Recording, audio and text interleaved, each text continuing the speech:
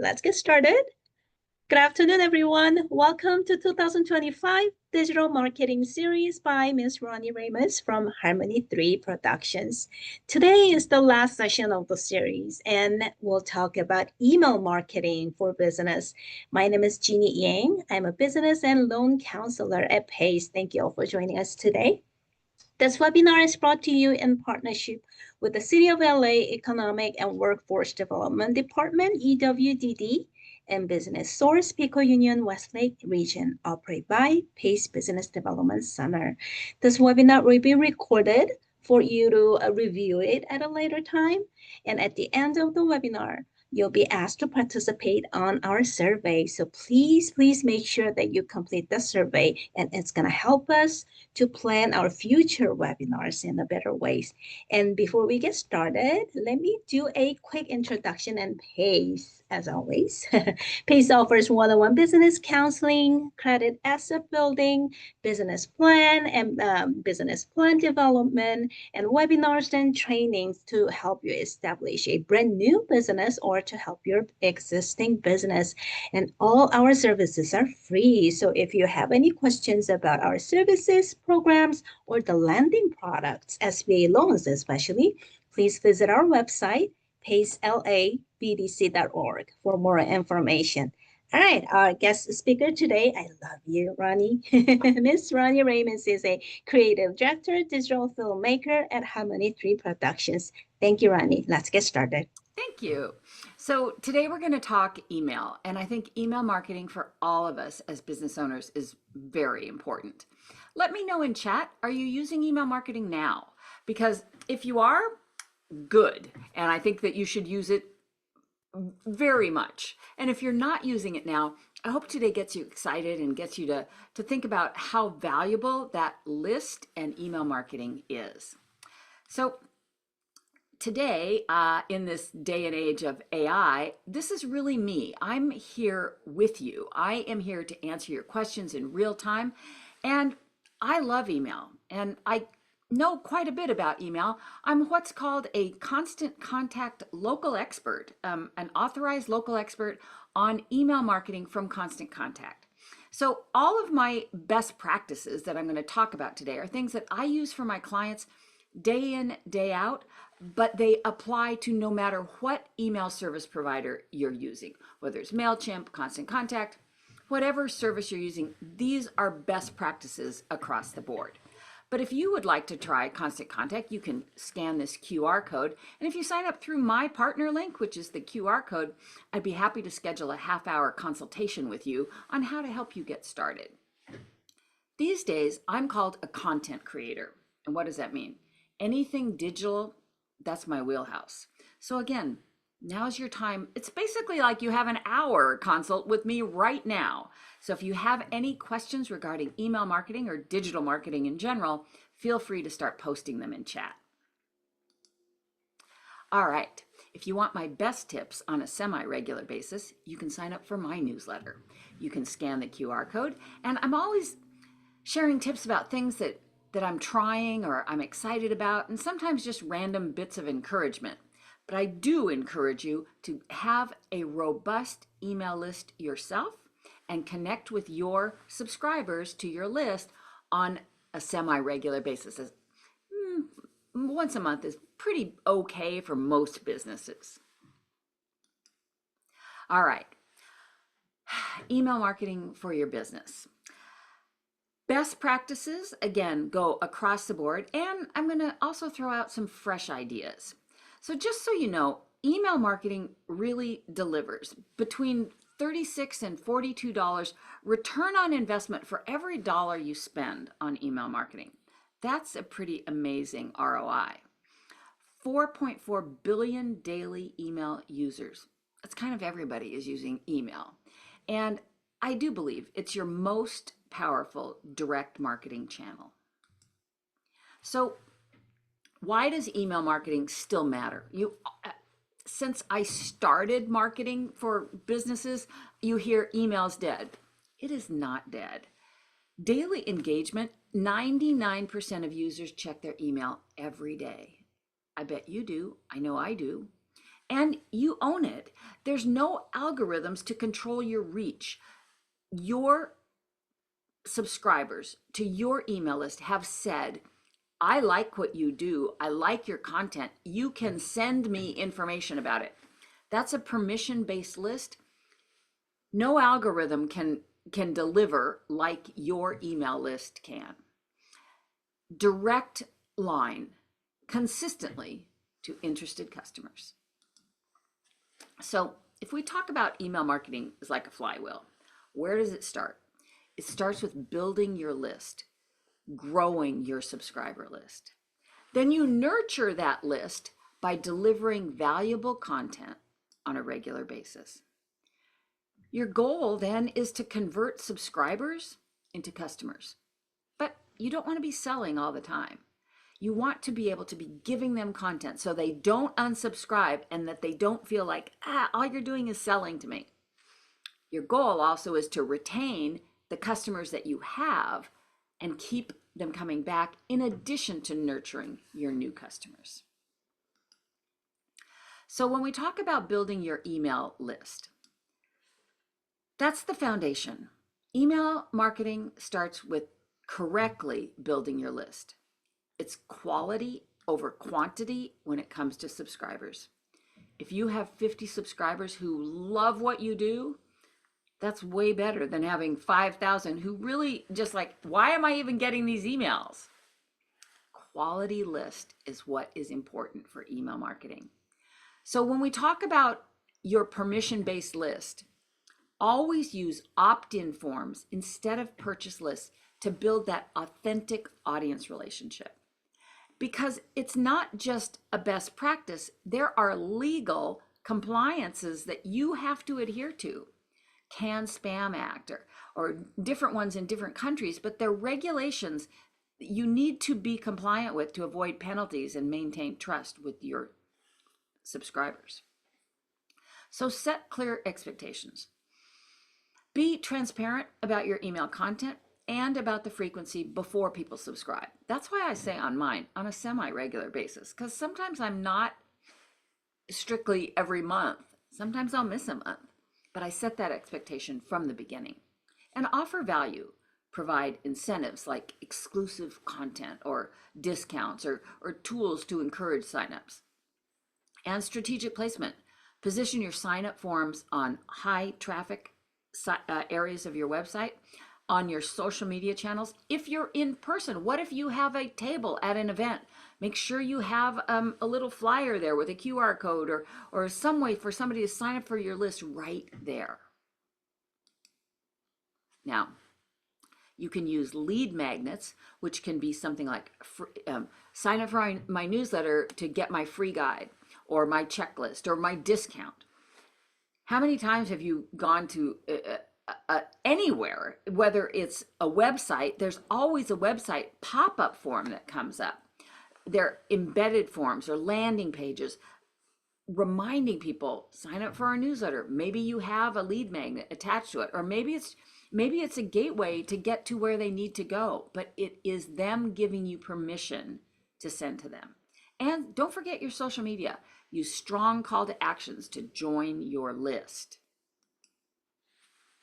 So the lead magnet kind of theory, kind of formula, make it simple to understand. Create lead magnets that explain concepts clearly without overwhelming your prospects, right? You're giving them something. You're giving them something because they're going to give you something in return really valuable, and that is their email list.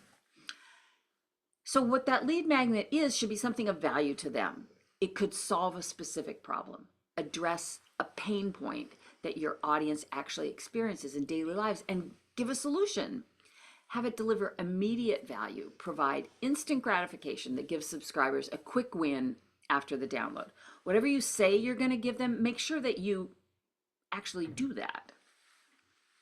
And some high converting examples would be 10 quick tips to whatever it is in your industry you're going to give them tips about, or free assessment, or exclusive coupon, ultimate guide, template bundle, whatever it is that you're giving in exchange for them giving you that very valuable email list.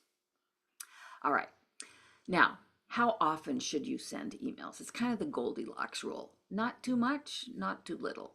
Find the perfect balance for your subscribers that prevents both inbox fatigue and brand forgetfulness. So what I mean by that, if you're sending emails every day and they're just like, no, I'm going to unsubscribe. Or what if somebody says, yeah, I'd love to hear more information. I'll sign up for your newsletter. And then you don't send anything for a few months. They're going to forget you and then they'll unsubscribe. So 1 to 4 emails a month, most businesses do fine with that. Weekly or bi-weekly, since it lets you maintain a presence without overwhelming them. We typically recommend once a month, twice a month to once a month. If you are, for example, a restaurant, weekly could be great, even daily. What if you have daily specials? You could do daily emails. Depends on your industry and what your audience is willing to accept in terms of frequency. And you can monitor your engagement metrics, right? You can track your open rates and click-throughs and unsubscribes to fine-tune your sending schedule. And we're talking today on using something like MailChimp or like Constant Contact. We are not talking about sending your marketing emails about your business through something like Gmail or Apple Mail. One, you're not going to be able to be compliant with the CAN-SPAM Act because you need to have opt-in and unsubscribe buttons. And if somebody wants to unsubscribe, you unsubscribe forever. You can never send them another email. Using an email service provider helps you be compliant. They have a lot of that stuff built in for you. But again, one part of compliance is it's permission based. So that means not purchasing a list. I hear a lot of people saying, oh, I can just buy a list for 5,000 people. Not really so much. Think about segmenting your list for better results. And what do I mean by that? You have different audience segments in your customers, and they might have different tolerances for email frequency or content. What if you're a veterinarian and you service cats and dogs? You could send out an email that had 2 actionable buttons, and I mean the buttons will click to take them somewhere. You could say something like, are you a cat person? Are you a dog person? And they could click one of those buttons and it could take them, you decide where could it take them to a cat page on your website? Could it take them to the dog section on your website? Whoever clicks those buttons, you can get them in a list, right? You have segmented your list. Now, when you have maybe special offers for cats, you can send it to the cat list. Maybe what you have special coupons for dog baths, you can send it to your dog list and not offend cat people when you're sending to the dog list. That's how segmenting your list can really be helpful. So let's talk about making that effective email. Your subject line is first. Create compelling subject line. This is your first chance to have them open your email and hopefully read it and maybe hopefully click on one of your links, right? Why are you making an email if it's not to have them do something? You are marketing your business. So for your subject line, 7 words or less, clear over clever. And what do I mean by that? If it's too clever, they're not going to understand what your email is about.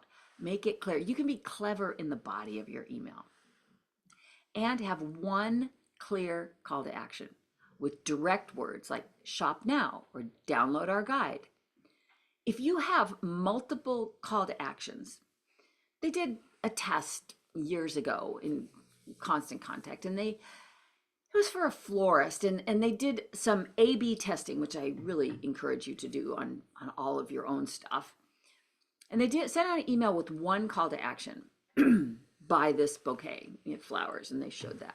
And then they did another email that says, these are the bouquets we have available, and they showed like 4 or 5 of them. So much better response on the button with the one bouquet of flowers. We have limited attention spans, and we just don't want to spend a lot of energy trying to decide which button. One call to action seems to be the best response. Again, it depends on your industry. And if you've got 4 bouquets of flowers you need to sell that week, then you have 4 buttons for them to choose. But you can send multiple emails out over the month or every month, something different. But one call to action does seem to have much better engagement rate. Our best practice overall, we say picture, but it can be a GIF linking to a video, just a paragraph, and a call to action. That's how easy setting up an email is. Picture, paragraph, call to action. If it's that easy, you don't really have a lot of excuses not to be sending out emails on a regular basis. And when I say don't be selling all the time, we kind of refer to the 80-20 rule. What does that mean? 80% of the time you're giving value, and 20% of the time you're promoting your business. That way they're like, we know we're marketing our businesses. We need to sell our products or our services, but 80% of the time you are giving them something of value, valuable information, right? That is why they would hang around. If you're just trying to sell, a lot of people are going to unsubscribe.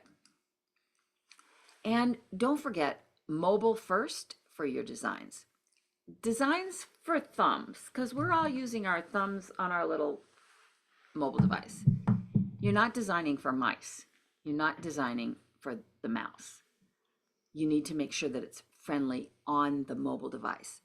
So many people open their emails on their mobile device.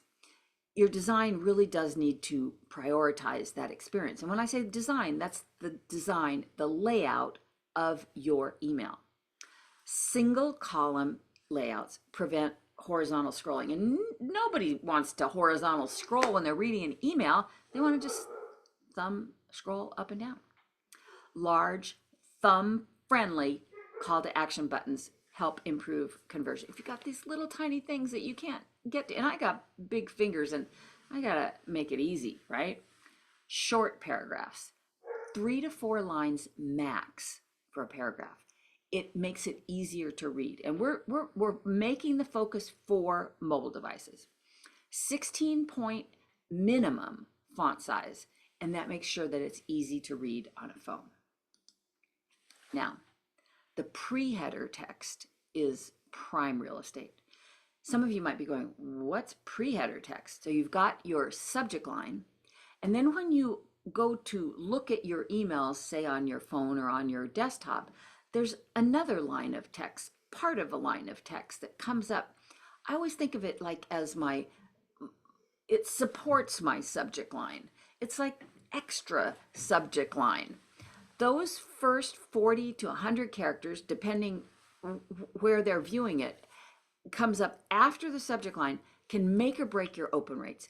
If you don't intentionally put something where the pre-header text is, it's going to pull up part of the content of your email, which could be fine, but you have an opportunity to use this as a second headline. So I always recommend using the pre-header text. It can boost your open rate by 35%. Well-crafted pre-headers, absolutely. And when people are deciding to read your email, that's about a 5-second decision. So you've got limited time, giving them the most information you can when they're just looking at that preview. Absolutely, pre-header text helps. So think in terms of between 40 and 100 characters, because depending where they're going to see it on mobile or desktop. Because if you think, oh, I'll put a paragraph in it, they're never going to see it, right? So think of pre-headers as subject line extensions, right? And you can use it to create curiosity or urgency or highlight the immediate value that they're going to get. And storytelling beats selling. So modern, this day and age subscribers, they really want that authentic connection more than sales pitches. Content that resonates with them emotionally drives almost 25% higher engagement. So what kind of content resonates like that? Well, customer success stories, case studies, testimonials, sharing real results with specific numbers, right? And show the challenges that you helped them overcome. Testimonials build trust and they show your solutions in action. Behind the scenes content. Everybody loves behind the scenes. They like to peek behind the curtain. Pull back that curtain. Maybe it's on your team or the process that you do with your product or your service. That little bit of vulnerability really can create relatability and humanizes your brand. And sharing educational resources. So maybe you have a white paper or a download or a link to a video they can watch to help solve the problems that they have with how-to guides or industry insights. Position yourself as an authority who genuinely helps and not just sells. And you don't have to know everything. You don't have to be, I am the be-all, end-all authority on email marketing. I'm not. But I know what has worked for me for years. I know the best practices that I've been trained by Constant Contact to use. And that's what I'm sharing with you. You don't have to know everything. You just have to be willing to share what you do know. So, email also offers you the option for automation using email service providers. And what do I mean by that? When somebody signs up for your newsletter the first time, you should have what's called a welcome sequence, and this should be automated. You get the most open rates for any email that you're going to send out is going to be on that welcome email because somebody has said, yes, I want to get your information, and boom, that welcome email comes out immediately. It helps set the expectations for what they're going to get and deliver value. What if you are e-commerce and you see it all the time, people put stuff in their cart and they don't buy it? You can set up abandoned cart automated emails to recover those lost sales. Remind people, oh, you left this in, did you mean to leave this in your cart? I've seen a lot of emails like that because I put stuff in my cart and forget. What about special occasions, birthdays, anniversaries, purchase milestones? You can set up those automated emails to trigger on some of the tags that we're talking about, birthdays or anniversaries. And re-engagement. Win back those inactive subscribers. You can set your automations if they haven't engaged with you over so many weeks or months. You can send, hey, just thought we'd connect with you, blah blah blah. And you can customize those emails. You can make them say, hey Bob, in the subject line or in the start of your email body itself. Personalization is absolutely what people are craving these days. So as I said, that welcome email generates the highest engagement of any message type. You're setting the tone for your entire relationship. Set those clear expectations. Tell your subscribers exactly what they're going to receive and when. That transparency from the start builds trust. And deliver instant value. Have something that you are going to give them because they've signed up for your newsletter. So you're going to provide an immediate reward that validates their decision to sign up for your newsletter. Don't make subscribers wait for any kind of experience with that value proposition. Have that go immediately to them. So how are you going to measure if your emails are successful? Well, I want you to think about optimal times to send. It's probably going to be fairly consistent, with most businesses, but maybe not. And the only way you're going to know that is to test. So test different times of day when your audience might be most responsive. Is it 7 in the morning? Is it noon? Is it 7 at night? Morning versus evening can give you dramatically different results. You can do A/B testing on a specific email, or you can do it at 8 in the morning one month and noon the next and 7 o'clock at night the next month and see which one performs better. But do that testing, check your analytics. The A/B testing is a wonderful, wonderful tool to be able to use. You can compare subject lines, content blocks, different call to actions, small little controlled experiments. But I do recommend you only test one thing at a time, or you won't know what, say one email does a lot better, but maybe you have a different subject line, you have a video instead of an image. How are you going to know what really was working for you. So test one thing at a time. Test your subject line. Test video over still image, or maybe a different call to action on the call to action button. Maybe your button is a different color. You can test all of that. Small changes can really make big results. And as I said, absolutely check the performance analytics. Used to be, we said, oh, check those open rates. Yes, but I don't really rely on open rates these days because most people, over 50%, use Apple Mail. And the way that Apple Mail handles your emails, it looks like they're open, but it's really Apple is opening them. They're not opening them to read them, but it's how it gets recorded. So the open rate can be wildly skewed. You might think, oh, my emails are getting open. This is so great, but it might not really be the person opening it. So I check click-throughs on the buttons that you have and any links that you have. Those are the conversions that really show that somebody is paying attention and reading those emails. So the decisions that you make them data-driven, because it is better than gut instincts, because we have no way to know whether those are just, oh, I think I should do this. But if you have the data to back it up, that's how you're really starting to market for your business. And that call to action, that CTA, typically it's in a button, and absolutely I recommend putting it in a clickable button. And typically that button should be in like an orange or a red color. If it's a very subtle little beautiful button at the bottom, a lot of people might miss that. So your call to action determines whether your subscribers are going to convert or abandon. Strong call to actions make it very easy to find that clear path and really make it easy for them to make the decision to use your product or service. Be direct. Use action verbs like book now, download guide, or shop sale. Clearly, you're communicating what's going to happen next. Creating that sense of urgency. Offer ends Friday. Limited spots available. But be true. Don't be putting stuff up that is not accurate.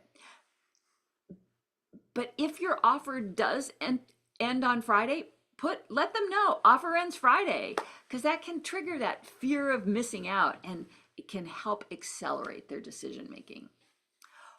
Again, one primary call to action. Multiple competing buttons can create that decision paralysis. They're like, I'm not going to pick anything right now. I'll come back to it. And when they say they'll come back to it, chances are they don't. Prioritize one action per email for maximum impact. And contrast in size. Make sure those buttons stand out. Like I said, contrasting colors, but also like warm colors are more eye-catching. Adequate size for easy tapping on mobile devices. And you want to do your best to avoid the spam filter. If your emails are not getting delivered, how are they possibly going to be successful? Even wildly brilliant emails will fail if they never reach that inbox, if that spam filter is grabbing them so that you don't see them. And those filters are getting smarter and smarter every day. So maintain clean lists. This is your permission-based list. Remove inactive subscribers quarterly. Because again, algorithms will see, oh, you're sending to a lot of people that are inactive, blah, blah, blah. It can work against you in getting your emails delivered. Avoid trigger phrases like free offer or excessive exclamation points or all caps. Again, filters are going, that could be spam. Balance, and this is important, people don't think about this, but balance your text to image ratio to prevent filter flags. Like I see people all the time, oh, I'm going to design my email in Canva and just use that image as the whole thing. That's just an image. There is no text, live text. And that can actually trigger a spam filter. So balance your images and your live text when you're creating your email. Again, that's why we so recommend using an email service provider. Think about cross promoting on all of your social platforms that you have an email list. Embed those social follow buttons in every email so you're letting people know and easy connect with you on social on every email. And you could share exclusive email content previews on your social feed saying, special content coming out in my newsletter this week. Don't miss out, sign up, right? So you're that sense of urgency and that you're giving something special to them for signing up for your newsletter. Think about amplifying your customers' voices. Email subscribers for reviews after they purchase, right? Feature top social testimonials in newsletters. That helps build trust and credibility. And leverage that social sharing. So include easy one-click buttons for key content. Create referral incentives if you want that reward both parties to expand your reach. So let's talk about some maybe out of the box ideas a little bit. And I really like some of these as things you don't often see, so could set you apart. What about mini customer reviews? Quick 3-question spotlights to build that social proof while providing value and insights. Real stories convert much better than polished marketing copy. What about AMA sessions? We're kind of having one right now. It's Ask Me Anything. So chat is open. Now's your chance. Ask me anything. You could hold monthly expert Q&As to solve subscriber problems. Ask Me Anything's position you as an authority while generating great ideas for future content. Behind the scenes, as I said before, people love to kind of peek behind the curtain. Show your processes and personalities. Subscribers crave authenticity and connection with the humans behind your brand. Even if you are the only human behind that brand, they want to get to know you a little bit more. And what about micro case studies? Condense your success stories into scannable bullet points. Focus on specific metrics and tangible outcomes that prove your value proposition. All of these are pretty unique ideas that a lot of people are not incorporating into their emails. You can also ask ChatGPT for more ideas that might be a little bit unusual, but that can relate to your specific industry. I use ChatGPT all the time to bounce ideas off of. And if you're going to be publishing email at least once a month, it's kind of nice to have a backup of things that you could think about posting, and using something like ChatGPT really is helpful for that. But let's talk about a couple of things to avoid. Even people who know what they're doing fall into email pitfalls. So let's talk about some common traps. We want to keep your subscribers, subscribing and responsive. Over emailing, they don't like that. Bombarding inboxes can really lead to unsubscribes. That's why it is important to know the tolerance of your particular audience. So respect their attention with purposeful and, the key, valuable messages. If you ignore mobile, that could work against you too. 60% of emails are opened on smartphones. Non-responsive designs, that means they are not formatted correctly for mobile, are going to alienate most of your audience right there. What about a not clear call to action? So emails without a specific direction waste your opportunities. Every message should guide readers towards one definitive action that you want them to take. And the other thing to keep in mind in this day of AI is robotic writing. Corporate jargon creates distance, right? You want to talk to, anytime you're writing, you want to talk to your audience in the voice that's comfortable for them. If you are very comfortable in corporate jargon, maybe that's not the way you should write your emails. You should write your emails so that the person reading them is comfortable. If that person is embracing corporate jargon, go for it. But you are not going to know unless you know your audience. Most of the time, that corporate jargon is for you and maybe your peers, but maybe your peers aren't your end user. So it's that end user that you want to have the relationship with. Speak to them like they're comfortable hearing. Write like you're speaking to a friend for better engagement. All right. Talk about some future email trends that could be on the horizon or something to keep eyes open about. What about interactive elements in email surveys? Surveys are always a great idea. What about interactive carousels and clickable hotspots on your emails? What about AI-powered personalization, predictive content, send time optimization? All of this is going to be possible with AI. Dynamic subject lines that change for who is getting it. That's kind of crazy. What about rich media integration, embedded videos? I would love for that to happen. Right now, you just put a little GIF in there and you can click to watch the video somewhere else. You try to embed a whole video now, it's way too big, deliverability issues. I would love for that to happen. GIFs and animations, big time use of those right now. And audio messages, you can put those in too. I want you to take action today. I want you to think about changing your email strategy to kind of align with some of the things we've talked about. If you are using everything we've talked about today, gold star. I love that. But if you're not, start small, but start now. Think about launching a monthly newsletter, right? It's pretty much easy. Once a month is all you have to do. Begin with a simple, consistent touch point.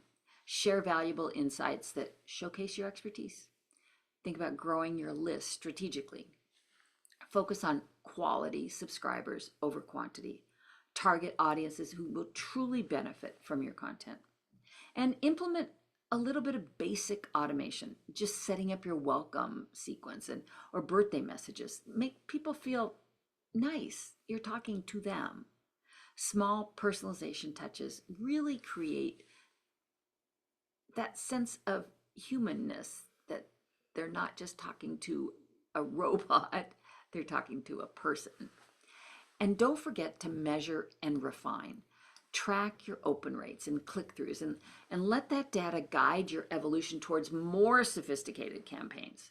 But you could start today. You could absolutely start today. So thank you.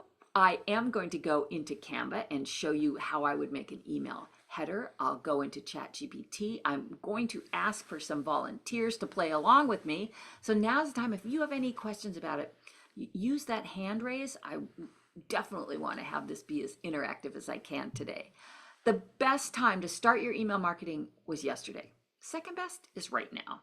So let's dive in with this. As I said, if you want to try Constant Contact, you can scan the QR code here, or if you would like my email list, you can scan this QR code. And you will be getting a copy of the video. I think Pace puts it up. What, Jeannie, is it like in the next day or so? Yes. Perfect. Okay, so let me see, does anybody want to play along? Do you want to give me a hand raise and let's talk email marketing? So I am going into Canva, and I was actually presenting this in Canva. Canva has so many great tools for us.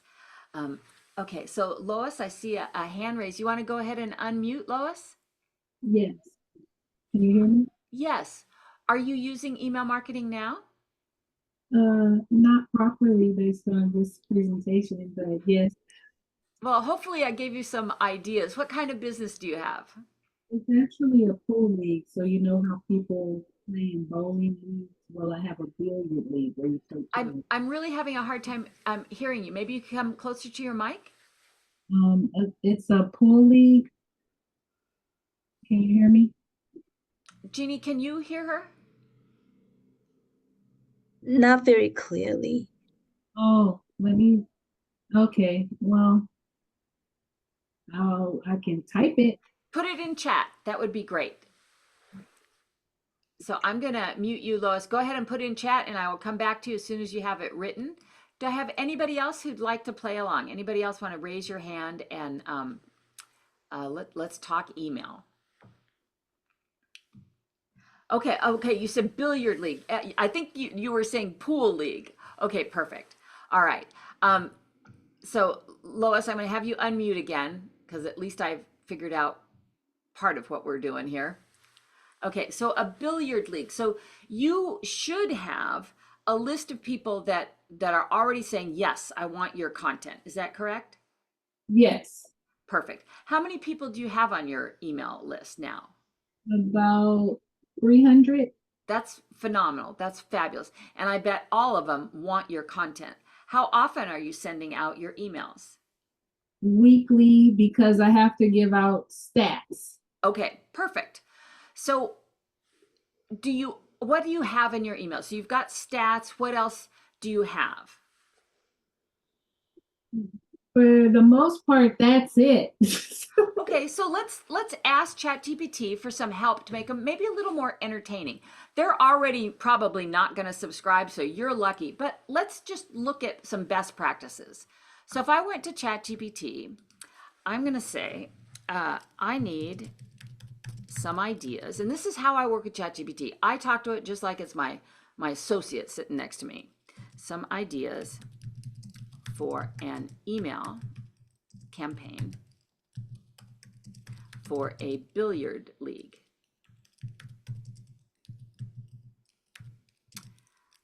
I'm going to put my friend Lois already sends out stats to subscribers, but we want to make the emails a bit more fun and interesting. Does that sound okay? Yes. Perfect. Let's see what it comes up with. Perfect. You're already sending stats, which means you've got built-in content. Now we just need to layer a little fun and personality so people actually look forward to opening these. Couldn't agree more. Here's several email content ideas you and Lois can start mixing in. Shot of the week. I like that feature. Include a short video clip or photo of an amazing shot from one of the league matches. I think that's a great idea. Have you ever thought of doing something like that? While you were talking about it earlier, I wrote exactly that. Oh, I'm so glad. See, this is how great minds and robots think alike. Shot of the week, bank, bounce, and bragging rights. What about player spotlight? Every email feature a specific player. Could be a top performer, it could be a rookie, or somebody just with a great story. Quick Q&A style, favorite shot, toughest opponent, go-to pregame snack. So you could have consistent questions that you would ask them. Can just be short, but you're just injecting a little bit of fun to your emails. What about table talk trivia? Fun pool related trivia or random facts. You can make it interactive by including a quiz or a poll. I think all of these are really good ideas. So what I would do, how are you sending your emails out now? Do you use an email service provider? No, I just used my blind copy and just to everybody. So yours is a little different because these are actual, members of your league. But what if you wanted to send this list to other people? What if you were promoting it on social? I would work up to using something like an email service provider because I want to make it look great. So if you are using something like Constant Contact, you can have a banner that you can consistently use, and maybe you have a fun title for your email, or maybe you call it Shot of the Week, right? So if I was going to do that, I would go into Canva and it says, what do you want to design today? So I'll put email banner. So all of these are formatted, the proportions that work very well for an email banner, which is long horizontal. Typically it's like 200 by 600 or 300 by 600. So say we wanted to, you just pick any one and then you customize it for your brand. I just like the little bit of red here. So I'm going to put customize this template. So instead of all this stuff, because we don't need any of that, and let's see, we'll move this over here. And we're gonna what's the name of your league? South Central Pool League. Okay.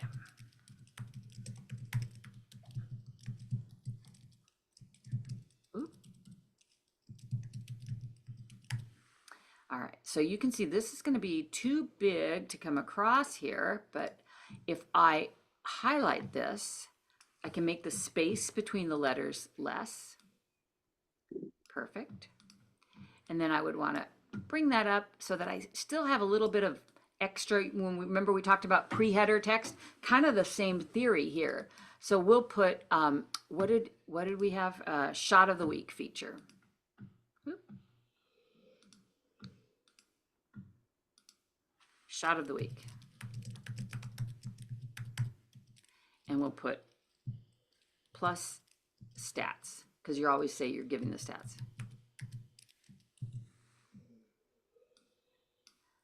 So you can put whatever you want in the image. So if I was looking for something pool-ish, I could go over to elements and I could type in pool. I'm going to put pool table, otherwise it's going to give me swimming pools. And I get, oh, look at all of these great photos. I kind of like the look of this one. Move that up. Right there, that would be the header image at the top of your email. And then you would fill in your shot of the week, however you're going to format what stood out for that week, and have your stats all neatly designed in your email. So I think that would work really, really well for you. I like it. Excellent, excellent. Okay, anybody else want to raise a hand and see how we would do something for your type of business? I don't see any hand. Now is not the time to be shy. Okay, I see one. Is it Myra? Hi. Yes. Hello. Sarah. Hello. What type of business do you have, Myra? I have a custom stationery business. Oh, excellent. Are you using email now? I am not. Okay. I've collected emails. I've started on my Linktree. You know, I have a place where people can subscribe. So I have maybe like 25 subscribers. But how long ago did they sign up and you haven't sent anything yet? A very long time. Okay, so Yeah. here's the problem. I would still, 25 is pretty small. I would still send something out as soon as you can, and I'm going to talk you through how to kind of start that. But there's a very good chance the ones a long time ago aren't going to remember, and they might unsubscribe. If you get too many unsubscribes, you can kind of go into email jail, right? So maybe you want to send to just 10 of those people at a time, right? Okay. Because if you have a list of 25 and they all unsubscribe, that could look bad. I would definitely use something like Constant Contact or MailChimp, something like that, so that you can easily or more easily be compliant again against the canned spam. Do you have a lot of followers on Facebook or any of the social channels? I use Instagram, and then Perfect. I have maybe like 600 something followers on Instagram. That's perfect. And that's where your link tree is on Instagram? Yes, it's on Instagram. So I would start doing some, whether you want to run an ad or not, but some specific posts saying, sign up for my newsletter. What can you offer them? Can you offer them a discount? Because like I said, you got to have something to make them sign up, right? But before you do that, have it in place that you have the email ready to go out. The moment they sign up, I want that email to go out. So if we went to ChatGPT and said, thanks, I'm always polite to it. So now my friend Myra wants to use her Instagram to get people to sign up for her newsletter. She does. Will we say custom stationery, or how do you want me to phrase it? Yeah, it's predominantly wedding stationery, letterpress. and like custom digital. So mostly weddings? Yes, mostly weddings. So let's see what it comes up with. Excellent. Myra actually has a great opportunity because your work is Instagram friendly, absolutely by nature. Beautiful, visual, and personal. Let's break it down into a few strong content angles Myra can use to drive newsletter signups. Core offer, why should they join? Like I said, you got to have a reason for signing up for your newsletter. Before we get into the post, here's the pitch you can build around. Behind the scenes peaks. Oh, I love that. If you have some little video of you doing the work, is your stuff done by hand? Do you design it on a computer? People love that. Early access to new designs. Maybe your newsletter subscribers get that early access. Like I said, maybe discounts, plenty of pretty paper inspiration straight to your inbox. These are great ideas. Instagram posts to drive newsletter signups. Studio Secrets series. Show behind the scenes clips, pulling prints on letterpress, packaging orders, mixing inks, call to action. Want more behind the scene peek? My newsletter subscribers get first look, link in bio. So all of this is great, but you have to have it ready to go. Your welcome email should go out immediately when somebody signs up for your newsletter, right? Okay. So as I said, if you want to try constant contact, I put my QR code in there, and if you sign up with my code, shoot me an email, and it's Ronnie@harmony3productions.com. I'm going to put it in chat, and definitely I will give you a 30-minute consultation, right? Thank you. Absolutely. Could I ask just one question? Sure. I was wondering, so I do have my customers provide their email when they purchase from me, and I have a consolidated like all that email list. Would it be incorrect to send a welcome email where they are welcome to unsubscribe, or? So kind of a gray area, because if you didn't make it specifically clear that they are signing up for your newsletter, right? Then, but you're very close. So what I would recommend is that you do send them an email. Thank you so much for using our services or whatever, and you could have ChatGPT help craft that, right? But it's set up as what's called a double opt-in, and you can set that up through the email service provider. Basically, you're saying, you have to say yes for me to send you any more emails. Oh, okay. But again, I would still design that thing really pretty, right? So that they know, oh, and custom wedding, your stuff has to look beautiful. Yeah.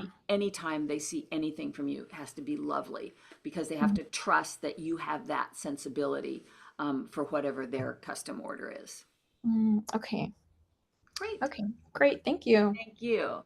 Anybody else want to play along here? We have a few more minutes. Barbara wants to participate. Sure. Barbara, go ahead and unmute.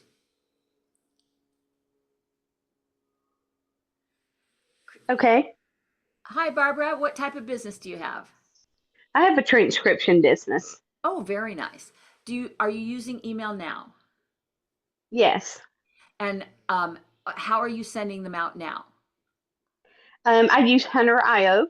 Okay, so basically same thing. An email service provider. You send out monthly. How often do you send out? I usually send out my specials either monthly or by seasonal. Like currently, I'm trying to run a seasonal for summer savings since it's now summertime. Have you thought of a subject line yet? Summertime solstice savings. But somehow tie that into what you do. How would you say it all in one sentence?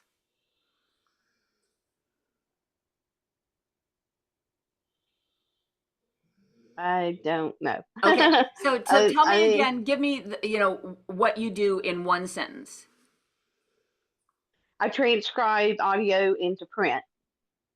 Into print, and what do people use that for? They could post it online, or they can actually print it out and actually hand it out in paper format. Okay. I transform any audio or video what you hear. I Okay. put that on paper or in Word document and PDF formats. And I'm gonna call it an audio transcription service.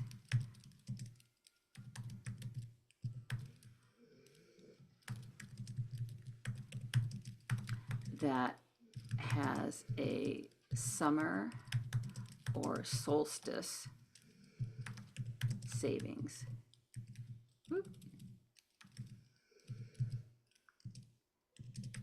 Need some, I'm going to say I need some subject lines. Let's see what it comes up with.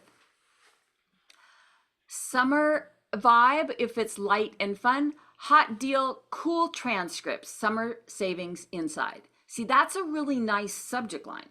What about don't sweat your transcriptions, let us do it. On sale. Then they have some that are more business friendly or professional. Summer savings, accurate transcripts, lower rates. They've got some with that sense of urgency that we talked about. Summer sale ends soon, don't miss out on savings. A few playful bonus app options. Turn up the volume, turn down the price. Transcripts as fast as summer flies by, save now. That is exactly how I use ChatGPT for anything that I'm working on. Just helps me come up with more ideas. You could take any one of these and say, give me more of the business professional ones, right? And then just work from there on and start playing with ChatGPT to help you craft your emails so they are more likely to convert.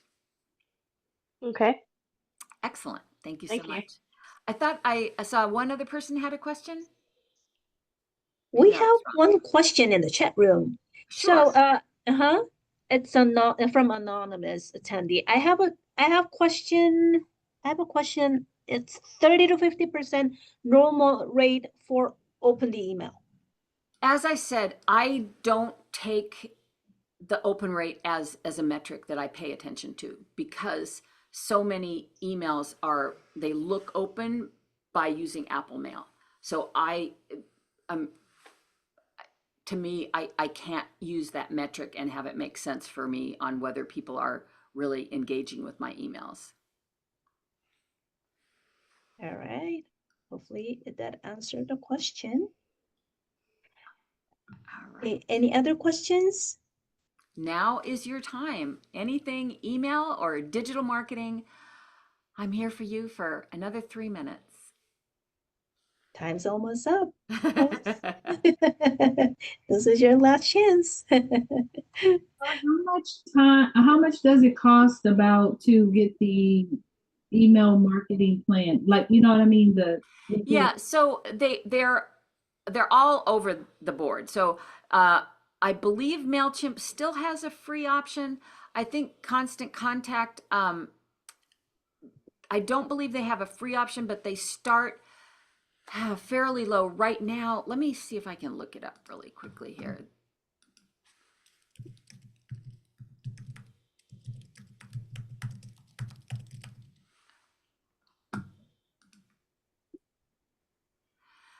They start at $12 a month, and it really goes by the number of subscribers that you have. Like I said, there are plans, there are different providers that I think they do have a free plan. I'm not sure on MailChimp. This is my first class I'm coming to. It sounds like you had a series. Am I able to get this PowerPoint or no? I tried to take as many notes as possible. Notes. You'll get a copy of the video. You can play the video again. Okay, It's available on our website called eLibrary. Oh, I saw that eLibrary. I didn't push the button. Okay. Yes. Ronnie, we have another hand raised from Julie. Yes. Hi, Julie. Hey, Julie. I Hi, think I Ronnie. recognize you. Yes. How are you doing? I'm good. How are you? Very good, thanks. So my question is pretty quick. There's a media person that's a weather individual that lives in Long Beach, and we want to try to get their attention so that they'll be our MC at our launch event for Long Beach Gives. I mean, I'm following them. We're following them on social, but how do we? Are you connected with them yet on LinkedIn? Just as a follower, but So put in a connection request. And when you put in the request, it says, do you want to add a personal note? Explain who you are in that note and what you're looking for. That would absolutely be how I would try to reach out and connect with them. You may be able to send them a DM, but since you're not connected, you might not be able to, but that's where I would start. Absolutely. You can also see when you look at their name on LinkedIn, if you have any connections in common, and if you know some of those common connections, reach out to them for an introduction. Perfect. Thanks. Good to see you. Absolutely. Great to see you. All right, our time's up. Thank you so much, Ronnie, for a great series of webinars again. Oh, you're very welcome. Thank you so much, everybody. Thank you so much, everybody. And don't forget to visit our website to sign up for our newsletters and more informative webinars in the future. Have a great rest of the day. Thank you. Bye. Thank you. Bye.